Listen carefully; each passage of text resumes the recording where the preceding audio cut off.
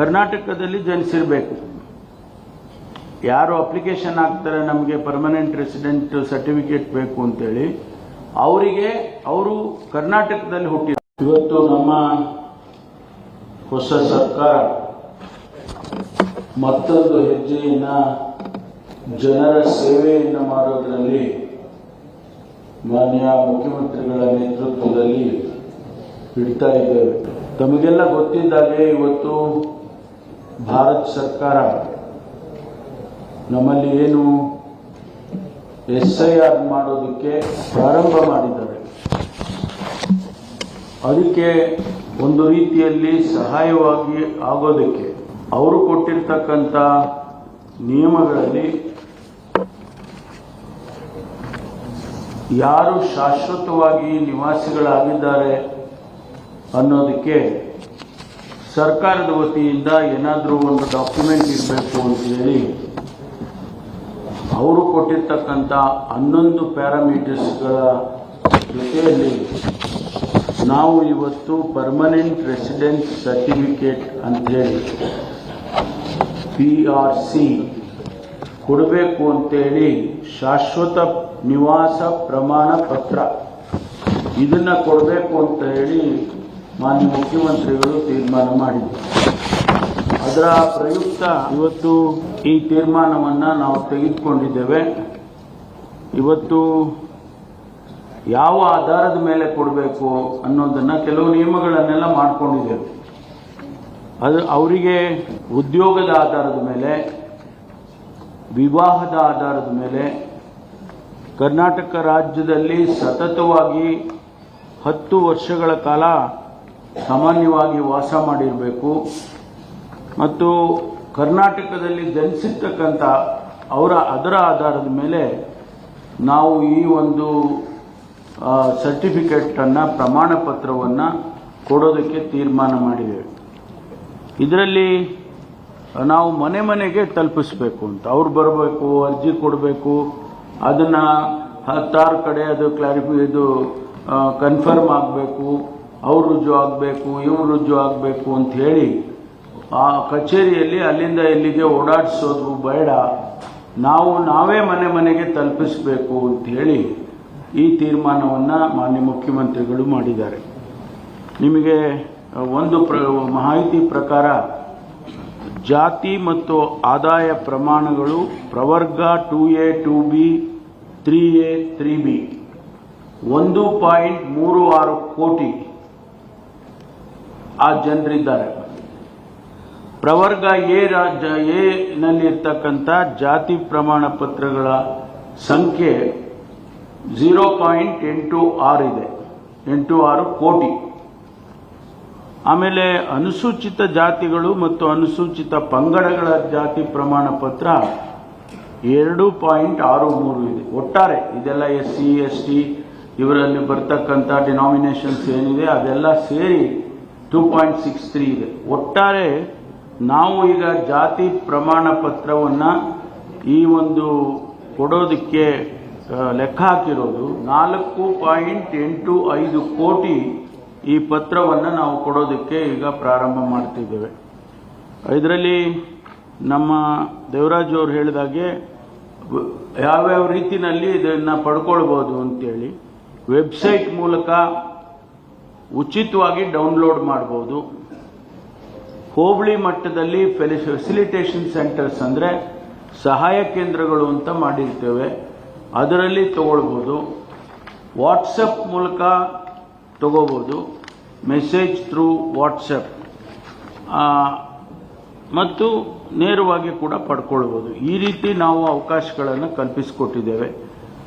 ನಮಗೆ ಅಲ್ಲಿ ನಾಡ ಕಚೇರಿಗಳಲ್ಲಿ ಅರ್ಜಿ ಸಲ್ಲಿಸಿದರೆ, ಗ್ರಾಮ 1ನಲ್ಲಿ ಅರ್ಜಿ ಸಲ್ಲಿಸಿದರೆ, ಆಮೇಲೆ ಬಾಪೂಜಿ ಸೇವಾ ಕೇಂದ್ರಗಳಲ್ಲಿ ಅರ್ಜಿ ಸಲ್ಲಿಸಿದರೆ, ಅಥವಾ ನೇರವಾಗಿ ಇದು ವೆಬ್ಸೈಟ್ನಲ್ಲಿ ಆ ಲಿಂಕಿಗೆ ಹೋದರೆ ಸಿಗ್ತಕ್ಕಂಥ ಅವಕಾಶಗಳನ್ನು ಕಲ್ಪಿಸಿಕೊಟ್ಟಿದ್ದೇವೆ. ಹಾಗಾಗಿ ಇದರಲ್ಲಿ ಏನಾದರೂ ಕಂಪ್ಲೇಂಟ್ಸ್ ಬರೋದಿದ್ರೆ, ಯಾವುದಾದ್ರೂ ರೀತಿಯಲ್ಲಿ ಅಲ್ಲಿ ತೊಂದರೆ ಆಯಿತು, ಕಂಪ್ಲೇಂಟ್ಸ್ ಆಗ್ತಾ ಇದೆ ಅಂತ ಕಂಪ್ಲೇಂಟ್ಸ್ ಬರೋದಿದ್ರೆ ಅದಕ್ಕೆ ಸಕ್ಷಮ ಪ್ರಾಧಿಕಾರವನ್ನು ಕೂಡ ಒಂದು ಮಾಡಿದ್ದೇವೆ. ಅದರಲ್ಲಿ ತಹಶೀಲ್ದಾರರು, ಉಪ ತಹಶೀಲ್ದಾರರು, ಅದರ ನಂತರ ಸಹಾಯ ಆಯುಕ್ತರು, ಅಂದರೆ ಅವರು ಅಪೆಲೇಟ್ ಅಥಾರಿಟಿ ಅಂತ ಹೇಳಿ ಮಾಡಿರ್ತೇವೆ. ಅವರು ಮೇಲ್ಮನವಿಯನ್ನು ಸ್ವೀಕಾರ ಮಾಡೋದಕ್ಕೆ ಅವರಿಗೆ ಅಧಿಕಾರ ಇದೆ. ಅದಾದ ಮೇಲೆ ಜಿಲ್ಲಾಧಿಕಾರಿ ಅವರು ಆ ಕಂಪ್ಲೇಂಟಿನ ಆಧಾರದ ಮೇಲೆ ಪುನರ್ ಪರಿಶೀಲನೆ ಮಾಡ್ತಾರೆ. ಯಾವುದೇ ಅರ್ಜಿಗೆ ಏನಾದರೂ ತೊಂದರೆ ಇದ್ರೆ ಅಥವಾ ಏನಾದರೂ ಡಾಕ್ಯುಮೆಂಟೇಶನ್ ಪ್ರಾಬ್ಲಮ್ ಇದ್ರೆ ಅದರ ಒಂದು ಪುನರ್ ಪರಿಶೀಲನೆಯನ್ನು ಜಿಲ್ಲಾಧಿಕಾರಿಗಳು ಮಾಡೋದಕ್ಕೆ ಅವಕಾಶವನ್ನು ಕಲ್ಪಿಸಿಕೊಟ್ಟಿದ್ದೇವೆ. ನಿಮಗೆ ಏನೆಲ್ಲ ಕ್ರೈಟೀರಿಯಾ ಇರಬೇಕು ಅನ್ನೋದು ಕೂಡ ತಮಗೆ ತಿಳಿಸ್ತೇನೆ. ಒಂದು, ಕರ್ನಾಟಕದಲ್ಲಿ ಜನನ ಅರ್ಜಿದಾರರು ಕರ್ನಾಟಕದಲ್ಲಿ ಜನಿಸಿರಬೇಕು. ಯಾರು ಅಪ್ಲಿಕೇಶನ್ ಹಾಕ್ತಾರೆ ನಮಗೆ ಪರ್ಮನೆಂಟ್ ರೆಸಿಡೆಂಟ್ ಸರ್ಟಿಫಿಕೇಟ್ ಬೇಕು ಅಂತೇಳಿ, ಅವರು ಕರ್ನಾಟಕದಲ್ಲಿ ಹುಟ್ಟಿರಬೇಕು. ಸಾಮಾನ್ಯ ವಾಸಸ್ಥಳ ಅರ್ಜಿದಾರರು ಅಥವಾ ಅವರ ತಂದೆ ತಾಯಿ ಅಥವಾ ಕಾನೂನುಬದ್ಧ ಪಾಲಕರು ಕರ್ನಾಟಕ ರಾಜ್ಯದಲ್ಲಿ ಸತತವಾಗಿ ಕನಿಷ್ಠ 10 ವರ್ಷಗಳ ಕಾಲ ವಾಸ ಇರಬೇಕು. ಶಿಕ್ಷಣ ಅರ್ಜಿದಾರರು ಶಿಕ್ಷಣ ಏನಿರಬೇಕಂದ್ರೆ ಅರ್ಜಿದಾರರು ಕರ್ನಾಟಕದಲ್ಲಿ ಮಾನ್ಯತೆ ಪಡೆದ ಶಿಕ್ಷಣ ಸಂಸ್ಥೆಗಳಲ್ಲಿ ದ್ವಿತೀಯ PUC 12ನೇ ತರಗತಿ ಅಥವಾ ತತ್ಸಮಾನ ಹಂತದವರೆಗೆ ಕನಿಷ್ಠ 10 ಶೈಕ್ಷಣಿಕ ವರ್ಷಗಳ ಕಾಲ ವ್ಯಾಸಂಗ ಮಾಡಿರಬೇಕು.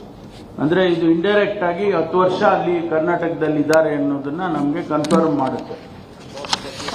ಪೋಷಕರು ಅಥವಾ ಸಂಗಾತಿಯ ವಾಸಸ್ಥಳ ಅರ್ಜಿದಾರರ ತಂದೆ ತಾಯಿ ಕಾನೂನುಬದ್ಧ ಪಾಲಕರು ಅಥವಾ ಪತಿ ಪತ್ನಿಯ ಕರ್ನಾಟಕದಲ್ಲಿ ಸಾಮಾನ್ಯ ಹಾಗೂ ಶಾಶ್ವತ ನಿವಾಸ ಆಗಿರಬೇಕು. ಅಂದರೆ ಪತಿ ಪತ್ನಿಯವರು ಇದ್ರೂ ಕೂಡ, ಅಂದರೆ ಪತ್ನಿ ಇದ್ರೂ ಕೂಡ ಅವರಿಗೆ ಎಲಿಜಿಬಿಲಿಟಿ ಸಿಕ್ಕತ್ತೆ ಅನ್ನುವಂಥ ವಿಷಯ. ಅರ್ಜಿದಾರರು ಅಥವಾ ಅವರ ಕುಟುಂಬ ಕರ್ನಾಟಕದಲ್ಲಿ ವಸತಿ ಅಥವಾ ಇತರೆ ಸ್ಥಿರಾಸ್ತಿಯ ಮಾಲೀಕತ್ವವನ್ನು ಹೊಂದಿರಬೇಕು. ಮನೆ ಇರ್ಬೋದು, ಮತ್ತೆ ಅಥವಾ ಏನಾದರೂ ಆಸ್ತಿ ಇರ್ಬೋದು, ಅಥವಾ ಕಾನೂನುಬದ್ಧವಾಗಿ ವಾರಸುದಾರರಿಗೆ ಆಗಿರಬೇಕು ಅಥವಾ ಬಳಸ್ತಾ ಇರಬೇಕು, ಆ ಮನೆಯನ್ನು ಉಪಯೋಗ ಮಾಡ್ತಿರ್ಬೇಕು. ಆಮೇಲೆ ಮತದಾರರ ಪಟ್ಟಿಯಲ್ಲಿ ಅವ್ರ ಹೆಸರಿರಬೇಕು. ಆಧಾರ್, ಪಡಿತರ ಚೀಟಿ, ಕಂದಾಯ ದಾಖಲೆಗಳು ಅಥವಾ ಇತರೆ ಸರ್ಕಾರಿ ದಾಖಲೆಗಳಲ್ಲಿ ಅರ್ಜಿದಾರರು ಅವರ ಪೋಷಕರ ಹೆಸರು ಸಾಮಾನ್ಯ ನಿವಾಸಿಯಾಗಿ ದಾಖಲಾಗಿರಬೇಕು.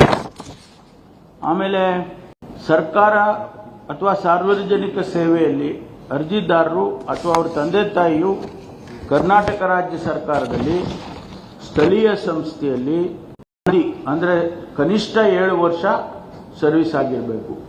ಯಾಕೆಂದರೆ ನಮ್ಮ ಹತ್ರ ಎಲ್ಲ ರೀತಿಯ ಅಟಲ್ ಜನಸ್ನೇಹಿ ಕೇಂದ್ರ, ಅಟಲ್ ಜನಸ್ನೇಹಿ ಕೇಂದ್ರದಲ್ಲಿ ನಮಗೆ ಡೇಟಾ ಲಭ್ಯ ಇದೆ. ಅದರ ಆಧಾರದ ಮೇಲೆ ನಾವು ಜಿಲ್ಲಾಧಿಕಾರಿಗಳಿಗೆ ಈಗಾಗಲೇ ನಾವು 4.85 ಕೋಟಿ ಜನರ ಸರ್ಟಿಫಿಕೇಟ್ಸ್ ಅನ್ನ ಆ ಜಿಲ್ಲಾಧಿಕಾರಿಗಳಿಗೆ ಕಳಿಸ್ಬಿಟ್ಟಿದ್ದೇವೆ. ಅವೈಲಬಿಲಿಟಿ ಇದೆ.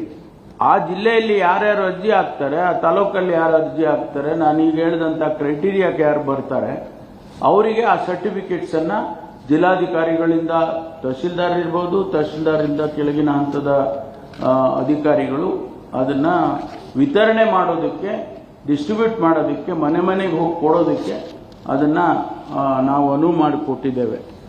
ಆದ್ರಿಂದ ಇವತ್ತು ಇದು ಒಂದು ಬಹಳ ದೊಡ್ಡ ಎಕ್ಸರ್ಸೈಸ್ ಇದು. ಯಾಕೆಂದ್ರೆ ನಾವು ಪರ್ಮನೆಂಟ್ ರೆಸಿಡೆಂಟ್ ಸರ್ಟಿಫಿಕೇಟ್ ಅಂತ ಏನು ಕೊಡ್ತಾ ಇದ್ದೀವಿ, ಅನೇಕ ರೀತಿಯಲ್ಲಿ ಇದು ಉಪಯೋಗ ಆಗುತ್ತೆ. ಒಂದು, ನಮ್ಮಲ್ಲಿ ಈ SIRಗೆ ಅನುಕೂಲ ಆಗುವಂಥದ್ದು ಜೊತೆಗೆ ಕರ್ನಾಟಕದಲ್ಲಿ ಬಹಳಷ್ಟು ಜನ ಹೊರಗಿನವರಿದ್ದಾರೆ ಅಂತ ಹಾಗಾಗಿ ತಾವು ನೋಡಿರ್ಬೋದು.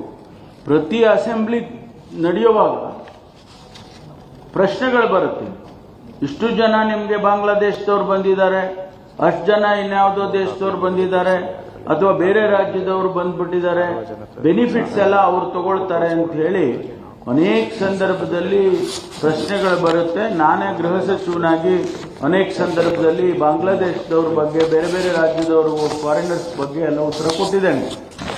ಈಗ ಈ ಸರ್ಟಿಫಿಕೇಟ್ನ ನಾವು ಕೊಡೋದ್ರ ಮೂಲಕ ಅವರು ಆಟೋಮೆಟಿಕ್ ಆಗಿ ಎಲಿಮಿನೇಟ್ ಆಗ್ತಾರೆ. ಯಾರು ಇದರಲ್ಲಿ ಕ್ರೈಟೀರಿಯಾಗಿ ಬರೋದಿಲ್ಲ ಅವರೆಲ್ಲರೂ ಆಟೋಮೆಟಿಕ್ ಆಗಿ ಎಲಿಮಿನೇಟ್ ಆಗ್ತಾರೆ. ಅದರ ಮೂಲಕ ನಾವೇನು ಈಗ ಗ್ಯಾರಂಟಿಗಳು ಕೊಟ್ಟಿದ್ದೇವೆ, ಬೆನಿಫಿಟ್ಸ್, ಸರ್ಕಾರದ ಬೆನಿಫಿಟ್ಸ್ ಹೋಗ್ತಾ ಇದೆ, ಅವರೆಲ್ಲ ಬೆನಿಫಿಟ್ಸ್ ತಗೊಳ್ತಾ ಇದ್ದಾರೆ. ಅದು ಕೂಡ ರೆಗ್ಯುಲೇಟ್ ಆಗುವಂತ ರೀತಿಯಲ್ಲಿ ಆಗುತ್ತೆ ಅಂತ ಹೇಳಿ ಮಾನ್ಯ ಮುಖ್ಯಮಂತ್ರಿಗಳು ಇದನ್ನ ಆಲೋಚನೆ ಮಾಡಿ ಇವತ್ತು ಇದನ್ನ ಕೊಡಬೇಕು ಅಂತ ಹೇಳಿ ಮಾಡಿದ್ದಾರೆ. ಈಗ ನಾವು ಮೊದಲನೇದಾಗಿ ನಾನು ಅವರಿಗೆ ಅಭಿನಂದನೆಯನ್ನು ಸಲ್ಲಿಸ್ತೇನೆ. ಇವತ್ತು ವೆಬ್ಸೈಟ್ ಅನ್ನು ಉದ್ಘಾಟನೆ ಮಾಡಿಕೊಟ್ಟಿದ್ದಾರೆ. ಇನ್ನು ಮುಂದೆ ನಾವು ಎಲ್ಲ ಜಿಲ್ಲಾಧಿಕಾರಿಗಳಿಗೆ ಇವತ್ತಿನಿಂದ ಸೂಚನೆಯನ್ನು ನಾವು ಕೊಡ್ತೇವೆ. ಹಾಗಾಗಿ ಅವರಿಗೆ ಧನ್ಯವಾದಗಳನ್ನು ಹೇಳಿ ನನ್ನ ಮಾತುಗಳನ್ನು ಮುಗಿಸ್ತೇನೆ. ನಮಸ್ಕಾರ.